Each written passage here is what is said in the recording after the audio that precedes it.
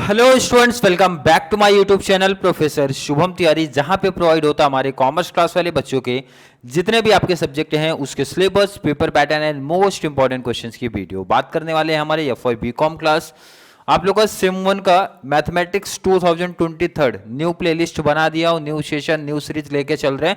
Maths and FA की series नया session में आपका टॉपिक आपका चल रहा है डिसीजन थ्योरी में ईओएल का कॉन्सेप्ट है एंड लेक्चर नंबर 3 है ईओएल का एंड कंप्लीट डिसीजन थ्योरी का लेक्चर नंबर है 15। प्लेलिस्ट में आप जब जाते हो ना तो प्लेलिस्ट में जब जाओगे तो लाइन टू लाइन लेक्चर्स आपको देखने मिलेगा, कंप्लीट कॉन्सेप्ट क्लियर करा के दिया हो टॉपिक में।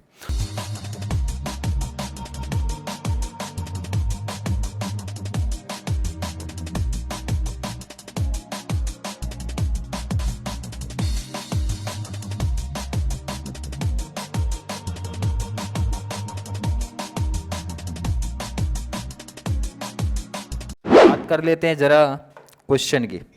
क्वेश्चन किस बेस पे दिखेगा, देखो इधर दिख रहा है फ्रॉम द फॉलोइंग कंडीशनल पे of table select best decision using EMV and EOL criteria. Bar bar mention कर रहा हूं भाई कि आपको दोनों साथ में नहीं पूछेगा, ईओएल अकेले पूछेगा या फिर ईएमवी अकेले पूछेगा। तो ईएमवी का कॉन्सेप्ट प्रीवियस जो भी आपके क्लास हुए थे, आई थिंक लेक्चर नंबर 9 से स्टार्ट हुआ था, वहां पे क्लियर करा चुका हूं। अभी हमारा टॉपिक चल रहा है सर ईओएल एंड ईओएल का हर एक बच्चों को कॉन्सेप्ट समझा होगा कि सर हमारे 2 स्टेप्स निकल के आते हैं जो कि प्रीवियस क्लास में बताया था। जरा आपको याद भी करा दो, प्रीवियस क्लास आपके सामने इधर दिख रहा है, देखो स्टेप 1 एंड स्टेप 2। पहला तो to prepare regret table prepare करना सिखाया गया था। जैसे कॉन्सेप्ट कैसे सिखाया गया था, रिग्रेट टेबल कैसे, मैक्सिमम नंबर को सेलेक्ट करो स्टेट ऑफ नेचर से एंड लेस कर दो, माइनस कर दो स्टेट ऑफ नेचर से कंप्लीट। जो भी मैक्सिमम नंबर आया उस मैक्सिमम नंबर से सब स्टेट ऑफ नेचर को माइनस कर दो, रिग्रेट टेबल प्रिपेयर हो जाएगा। उसके बाद स्टेप 2 आता है to find out best course of action find out करना है। तो कैसे करोगे भाई, कोर्स ऑफ एक्शन पहले कैसे निकालोगे, जितने भी आपके स्टेट ऑफ नेचर है मल्टीप्लाई उसकी probability plus state of nature multiply उसकी प्रोबेबिलिटी से करके जो मैक्सिमम नंबर आया उसी को सेलेक्ट करना है। टोटल करने पे जो मैक्सिमम नंबर आया उसी को सेलेक्ट करना है। जिन बच्चों को नहीं समझा पहले जाके प्रीवियस क्लास देख लो तो बेस्ट समझ में आ जाएगा। चलिए बात करते हैं, 2 कॉन्सेप्ट निकल के आते हैं। पहले क्वेश्चन को हम लोग करते हैं साइड, क्वेश्चन को थोड़ा छोटा कर देते हैं।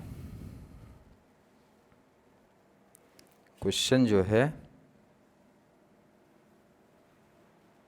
ठीक है, क्योंकि इतने बड़े क्वेश्चन का काम भी तो नहीं है कुछ।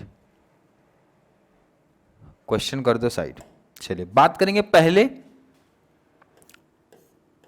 टू यूज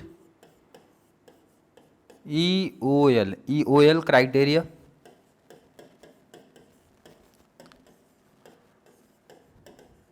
फर्स्ट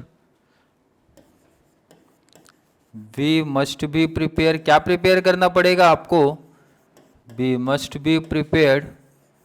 कौन सा टेबल मेंशन किया मैंने, रिग्रेट टेबल प्रिपेयर करना पड़ेगा। टू यूज ईओएल क्राइटेरिया के लिए पहले आपको करना पड़ेगा भाई ईओएल में रिग्रेट टेबल फाइंड आउट करना पड़ेगा। रिग्रेट टेबल कैसे फाइंड आउट होता है, चलो कैसे, कलर थोड़ा चेंज करते हैं। ध्यान दो ना, कितने सिंपल टॉपिक सिखाया गया। फॉर S1 कितने स्टेट ऑफ नेचर है, क्लियर है, क्वेश्चन है 1 2 3।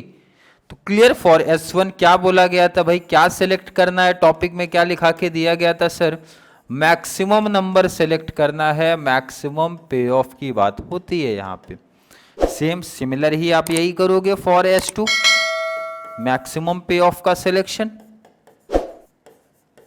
मैक्सिमम पे ऑफ। क्लियर है कि नहीं, यही कॉन्सेप्ट है फॉर S3।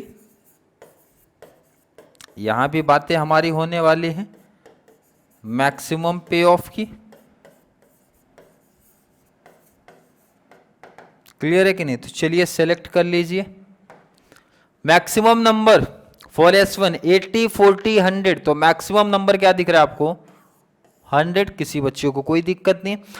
फॉर S2 60 0 -20, तो 60 मैक्सिमम नंबर दिख रहा है आपको। लास्ट 110 50 70 में मैक्सिमम नंबर आपको दिख रहा है 110। अगर मैं पूछूं किसी बच्चे को कोई यहां तक कोई दिक्कत कोई प्रॉब्लम सा लग रहा है तो होना नहीं चाहिए। सिंपल समझ गया। देखो क्या किया हमने, पहले तो मैक्सिमम पे ऑफ सेलेक्ट कर लिया हर एक स्टेट ऑफ नेचर से, और इसकी हेल्प से हमारी बनेगी रिग्रेड टेबल। तो आगे लिखेंगे भाई, then we find the regret value. Regret value अगर मैं आपसे पूछूं कैसे होता है, कैसे फाइंड आउट होता है, तो हर एक बच्चे को पता होना चाहिए। सर यहां लिखते हैं फॉर S1, कैसे करेंगे देखो इधर, देखो यहाँ कितना सिंपल टॉपिक है, कितना सिंपल टॉपिक निकल के आता है। देखो यहाँ पे जो आपका मैक्सिमम नंबर था कितना था 100 माइनस पहला नंबर कितना दिया गया है 80, फिर से maximum number minus second number, फिर से 100 means maximum number minus number. आपको क्या समझ में आ रहा है? सिंबल से सर जो मैक्सिमम नंबर था, मतलब इन शॉर्ट टेबल वहां नहीं देख रहे हो, यहां ही देख लो ना भाई। मैक्सिमम नंबर 100, 100 से तीनों को माइनस कर दो, सीधा बात। तो माइनस कर देते भाई, कैलसी का यूज करने की रिकुजरी की जरूरत ही नहीं है भाई, ये तो सिंबल सा है। 100 माइनस 80 कर दो, कितना आएगा 20 आ जाएगा। चलो 100 माइनस 40 किया, कितना आ जाएगा 60 आ जाएगा। 100 माइनस 100 किया 0 आ जाएगा। तो इसको आप हाईलाइट कर दो, ज़्यादा बेस्ट है। 20 60 0, किसी बच्चे को कोई दिक्कत नहीं होनी चाहिए। चलिए फॉर S2 कर देते हैं। देखो कितना सिंपल टॉपिक बन रहा है। फॉर S2 क्या कॉन्सेप्ट बताया मैंने बोला जो मैक्सिमम नंबर है, क्वेश्चन यहां नहीं देखते तो भी बात तो वही है भाई, वहीं से तो लिखा गया है मैक्सिमम नंबर 60। तो मैंने बोला 60 में से माइनस करो फर्स्ट नंबर को, तो फर्स्ट नंबर सर 60 है। मैंने फिर से बोला 60 में से माइनस करो सेकेंड नंबर को, कितना लिखा है 0। थर्ड नंबर 60 माइनस माइनस 20, ये माइनस वाले कॉन्सेप्ट में यही इंपॉर्टेंट है, मैं बोलता हूँ, और यही आपको थोड़ा ध्यान रखना है, यही इंपॉर्टेंट है और यही ध्यान भी रखना है कि भाई आप माइनस वाले कॉन्सेप्ट पे थोड़ा सा ध्यान रखना। 60 माइनस 60 हो गया 0, 60 माइनस 0 हो गया 60, 60 माइनस माइनस तो माइनस माइनस होता है प्लस, 60 प्लस 20 कर दोगे तो आ जाएगा 80। हाईलाइट करिए जरा इसको, 80 60 0। पूछा जाए अगर किसी बच्चे को कोई डाउट, कोई कंफ्यूजन यहाँ तक नहीं होनी चाहिए। अगले टॉपिक की बात कर लेते हैं जरा, फॉर S3। सिमिलर ही ऐसे फॉर S3 के लिए कैलकुलेशन जरा करिए आप। क्या दिख रहा है सबसे बड़ा नंबर 110 50 70 में सबसे मैक्सिमम नंबर आपको देखने मिल रहा है 110। तो आप लिखो यहाँ पे 110 minus 110, second 110 minus second number आपको क्या दिख रहा है 50 50, लास्ट आपका 110 माइनस 70। चलिए माइनस कर दो, 110 माइनस 110 किया 0 मिल गया, 110 माइनस 50 किया तो 60 मिल गया, 110 माइनस 70 किया तो 40 मिल गया। हाईलाइट करिए इसको जरा, 0 60 एंड 40। अगर मैं आपसे पूछूं कोई किसी बच्चे को यहां तक कोई दिक्कत है क्या, कोई प्रॉब्लम, कोई हार्ड चीज लग रही है ऐसा कि सर हार्ड है? चलो इसको ऊपर ही अभी रहने दो। देखो यहाँ पे रिग्रेड वैल्यू फाइंड आउट कर लिया ना आपने। किसी बच्चे को कोई दिक्कत यहां तक लग रही है क्या? अब देखो इधर आपको करना है एक टेबल प्रिपेयर।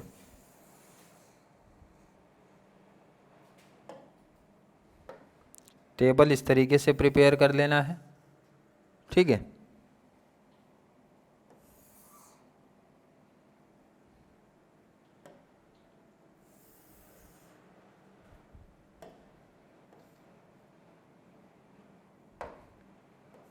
टेबल जैसे आपको क्वेश्चन में दिया रहता है ना, ध्यान रखना वैसे ही टेबल आपका बनेगा, ये चीज़ ध्यान रखना। चलिए बात करेंगे, यहाँ पे क्या लिखा रहता है कोर्स ऑफ एक्शन, यही तो है। इतने सम्स की प्रैक्टिस किए तो याद ही होना चाहिए, अदरवाइज नहीं याद है तो क्वेश्चन से देख के लिख लेना। आप क्वेश्चन को जरा मैं नीचे साइड कर दूं,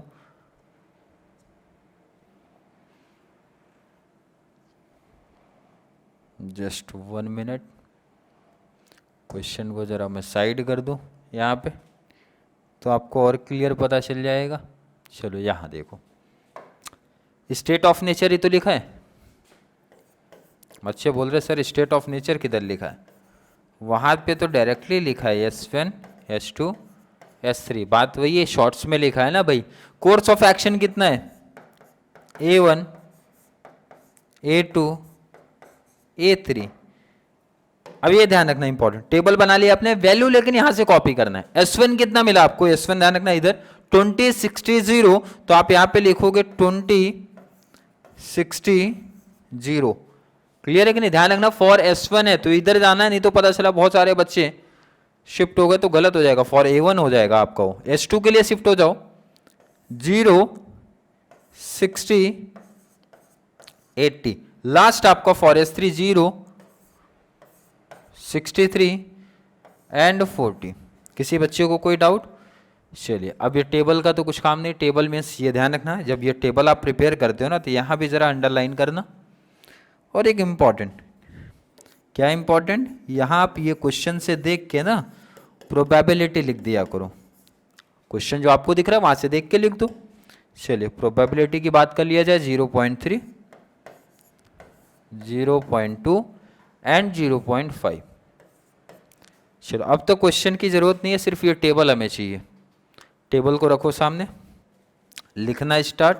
अब ध्यान रखना लास्ट में for A1 for A2 for A3 ऐसे फाइंड आउट करना है। तो करना स्टार्ट करते फॉर A1 कैसे, ध्यान रखना फॉर A1 20 0 0, तो ध्यान रखना 20 मल्टीप्लाई प्रोबेबिलिटी, यही तो लिखाया गया था ना, plus 0 multiply 0.2 plus 0 multiply 0.5।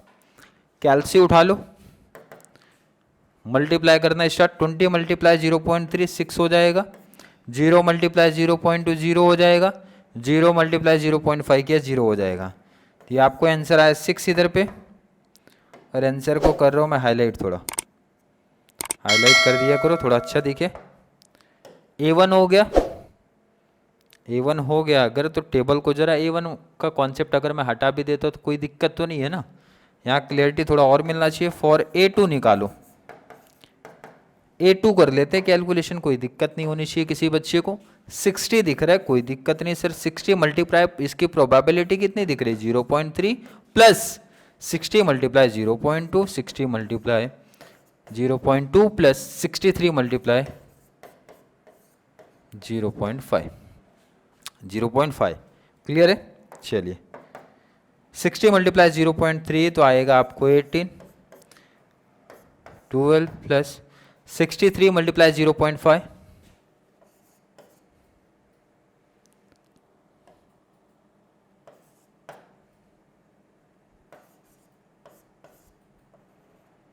30.5। Clear है कि नहीं? आई होप बच्चों का कॉन्सेप्ट क्लियर होना चाहिए। 30.5 नहीं, सॉरी 31.5 आएगा। क्लियर है? चलिए, सबको प्लस करते हैं। ये आपका 18 प्लस 12 30 30 30 60 61.5। आई होप हर एक बच्चे का यही आया होगा। अगर आपने फाइंड आउट कर लिया A2 तो सिमिलर ही फाइंड आउट आपको करना है फॉर A3। तो टेबल को A3 लाना है, यहाँ लिखो आप फॉर A3।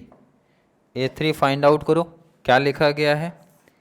0 मल्टीप्लाई 0.3 प्लस करो 80 मल्टीप्लाई 0.2 प्लस 40 मल्टीप्लाई 0.5। अब देखो, टेबल की कोई ज़रूरत हमें है नहीं, टेबल आप हटा सकते हो। चलिए, मल्टीप्लाई करना स्टार्ट। 0 से मल्टीप्लाई करोगे तो 0, 80 मल्टीप्लाई 0.2, 8 2 जा 16 प्लस 40 मल्टीप्लाई 0.5, तो ये आपका आ जाएगा 4 5 जा 20। प्लस कर दो, 20 प्लस 16 हो गया 36। इसको हाईलाइट कर दो। चलिए, तीनों कंपेयर कर लो, 6 61.5 36। तो मैं पूछ रहा हूं आपसे बेस्ट कोर्स ऑफ एक्शन क्या है? तो EOL कॉन्सेप्ट में मिनिमाइज को सेलेक्ट किया जाता है। आपको भी पता है कि मिनिमाइजेशन को सेलेक्ट है, तो 6 आपको दिख रहा है A1, तो लिख दो आंसर।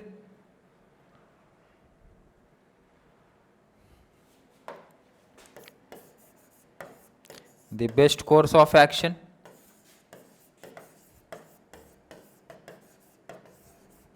क्या मिला आपको? A1। कैसे डिसाइड किया?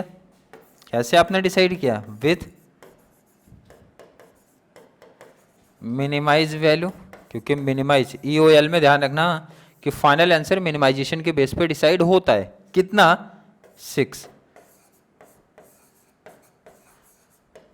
और ये किसके अकॉर्डिंग है? According to EOL criterion.